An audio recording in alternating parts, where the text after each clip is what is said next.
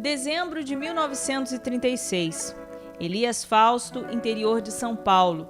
O lar de Sérgio e Josefa recebeu um menino. Seu nome, Jonas Abib. Jonas tinha ascendência síria, libanesa e italiana. Vivia em um tempo sem recursos. Época que não havia skate, patins, nem videogames. O brinquedo preferido do menino era o carrinho de rolimã. Tinha simplicidade e carisma de interior que logo na primeira infância chegaram à capital paulista. Em São Paulo, iniciou o curso de primeiro grau no Colégio Padre Moá aos 7 anos de idade. Desde pequeno tinha o sonho de se tornar sacerdote. No retorno da missa com a família, gostava de celebrar a Eucaristia em casa. Ele era o padre e seu irmão, o coroinha. Com 10 anos, fez a primeira comunhão. Era 8 de dezembro, dia da Imaculada Conceição. Logo depois, aos 12 anos, ingressou no Liceu Coração de Jesus, ainda em São Paulo, e trabalhou numa oficina de artes gráficas. Nesta época, tomou uma decisão importante: ir para o seminário. Tinha em mente uma congregação específica. Iria ser salesiano como Dom Bosco. A relação com o santo italiano veio de berço. No nascimento, sua mãe ouviu falar do Santo dos Jovens. Dona Josefa pediu sua intercessão e consagrou o filho. Sem saber deste fato, Jonas se tornou devoto e então seguiu o caminho de formação religiosa criado por Dom Bosco.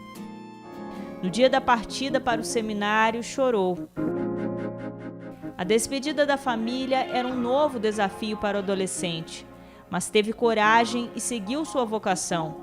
Viajou de trem até a cidade de Lavrinhas, no interior paulista, para o seminário no Colégio São Manuel. Era o início da missão no Vale do Paraíba paulista. A jornada religiosa seria longa. O menino tinha saudade de casa, mas estava feliz em servir a Deus. Depois da formação em Lavrinhas, estudou em outras 2 cidades da região. O ensino médio no Instituto do Coração Eucarístico, em Pindamonhangaba, e filosofia na cidade de Lorena, no Instituto Salesiano de Filosofia e Pedagogia. Já para a formação em teologia, retornou à capital e concluiu os estudos no Instituto Teológico Salesiano Pio XI, no Alto da Lapa. Em 1964, viveu um dos momentos mais marcantes, a ordenação sacerdotal. Com o lema "Feito tudo para todos", não demorou para cumprir o propósito assumido com Deus. Recém-ordenado em São Paulo, trabalhava com os jovens. Prestava assistência à população mais nova, promovendo encontros e retiros. No início da década de 70, conheceu a Renovação Carismática Católica. A experiência espiritual foi um marco em seu ministério sacerdotal. Se empenhou ainda mais no trabalho com a juventude e se tornou um dos responsáveis pela propagação do movimento carismático no Brasil. Conduzia momentos de encontro pessoal com Cristo e da efusão no Espírito Santo. A proposta era uma mudança radical de vida em busca da santidade. Mas a missão era maior. Em 1976, recebeu de Dom Antônio Afonso de Miranda, à época bispo da Diocese de Lorena, a missão de colocar em prática a exortação apostólica Evangelii Nunciandi, evangelização no mundo contemporâneo, do Papa Paulo VI. Neste mesmo ano, Padre Jonas passou a organizar os encontros chamados Catecumenatos, um curso de catequese para jovens. Na festa de Cristo Rei do ano seguinte, recebeu uma inspiração divina. Lançou então um desafio à juventude. Quem quer dar 1 ano da vida para Deus para viver em comunidade e fazer o que eu faço com vocês? 11 jovens aceitaram o desafio e no dia 2 de fevereiro de 1978, a comunidade Canção Nova iniciou sua trajetória de evangelização.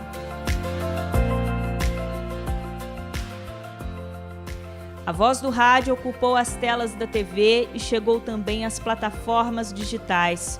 Tinha meios de comunicação apostos para cumprir a missão de anunciar o Evangelho no Brasil e no mundo. Na chegada dos anos 2000, muitas conquistas foram celebradas.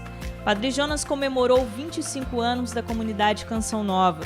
O fundador consagrou a Nossa Senhora de Fátima todo o sistema de comunicação, os membros e sócios da obra em Portugal, no altar do mundo. Neste período se encontrou com o Papa João Paulo II, confirmando sua missão à frente da comunidade. Mas também participou do funeral dele no Vaticano e acompanhou o processo de eleição de Bento XVI. Aliás, teve outras oportunidades junto aos papas. Esteve com Joseph Ratzinger no reconhecimento pontifício em Roma, fato que considerou a comunidade Canção Nova não somente a serviço da igreja local, mas à disposição da evangelização no mundo inteiro. No conclave que elegeu o Papa Francisco em 2013, o fundador da Canção Nova também estava presente, testemunhando o marco na história da igreja. No Brasil, na sede da comunidade em Cachoeira Paulista, inaugurou o Centro de Evangelização Dom João Hipólito de Moraes, durante o maior evento da Canção Nova, o Hosana Brasil. Viveu também a alegria do reconhecimento pontifício no Vaticano. Pouco tempo depois, comemorou a admissão oficial na família salesiana durante a reunião do Conselho Geral da Congregação. Em 2014, aos 50 anos de sacerdócio, celebrou o reconhecimento pontifício definitivo da comunidade. Vivenciou junto a milhares de pessoas a dedicação do Santuário do Pai das Misericórdias na sede da Canção Nova. Na ocasião, disse que a construção do santuário era mais que uma divina inspiração. Para ele, uma missão. Pediu então que todos pudessem ser um grande santuário da Divina Misericórdia.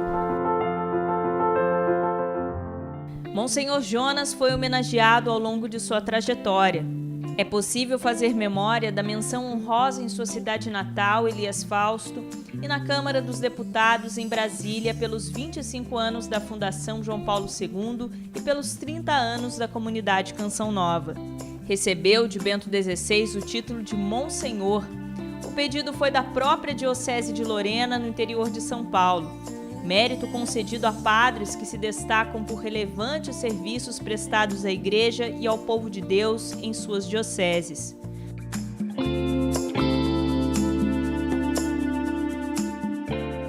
Ganhou também o título de Corepiscopo da Igreja Maronita, concedido pela Eparquia Maronita do Brasil, e o de Doutor Honoris Causa em Comunicação Pastoral pelo Centro Universitário Católico Salesiano Auxilium.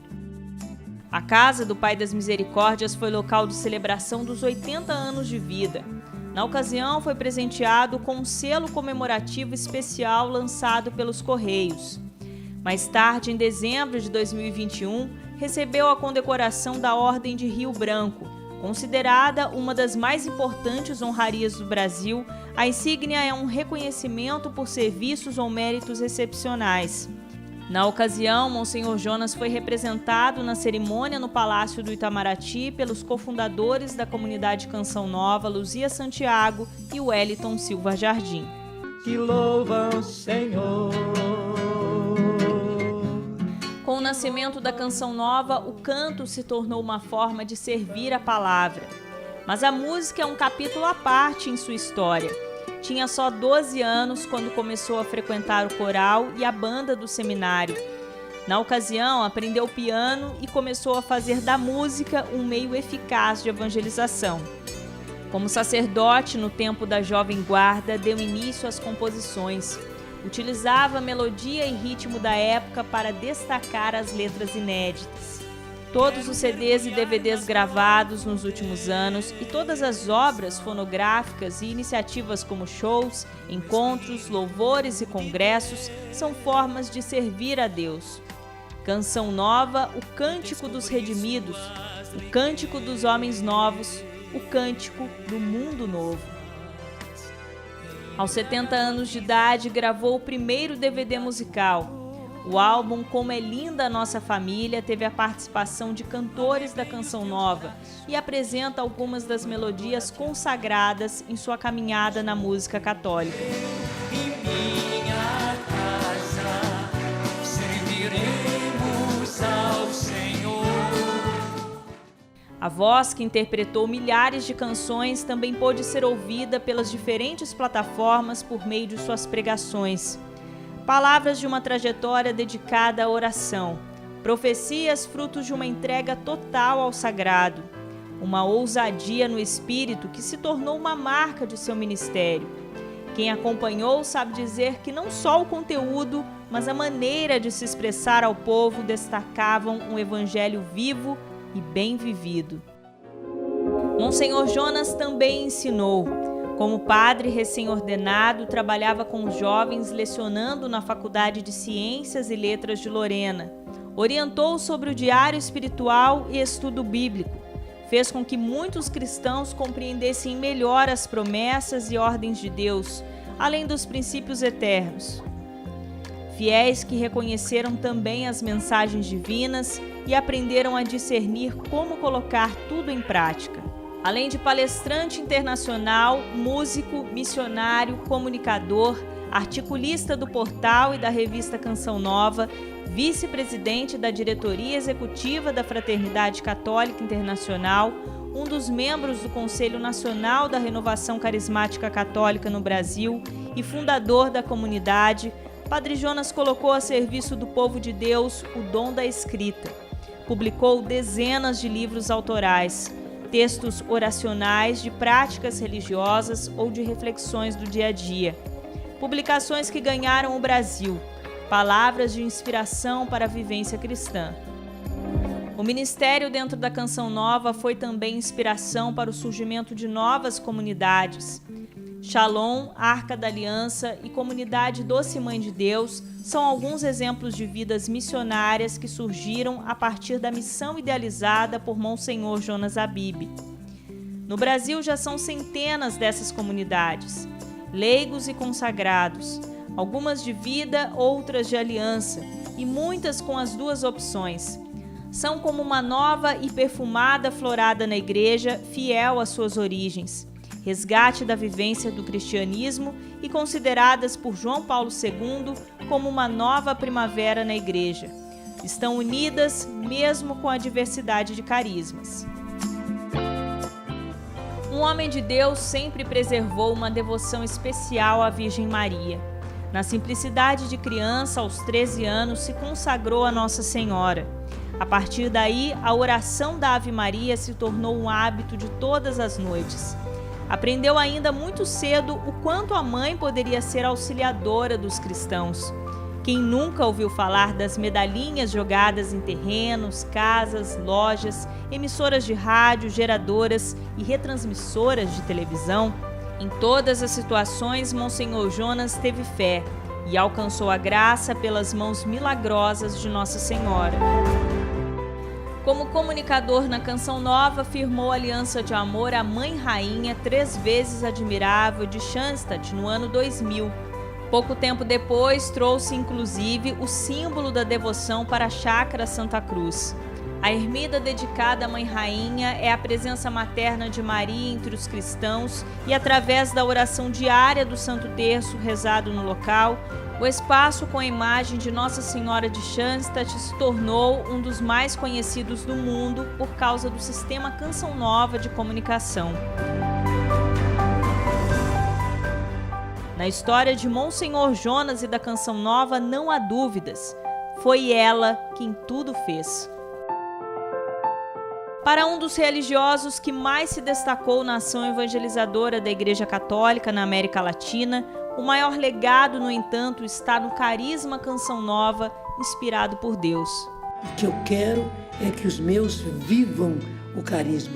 E quanto mais viverem o carisma, mais a Canção Nova será produtiva, mais ela haverá de realizar a sua missão, mais e mais almas ela atingirá.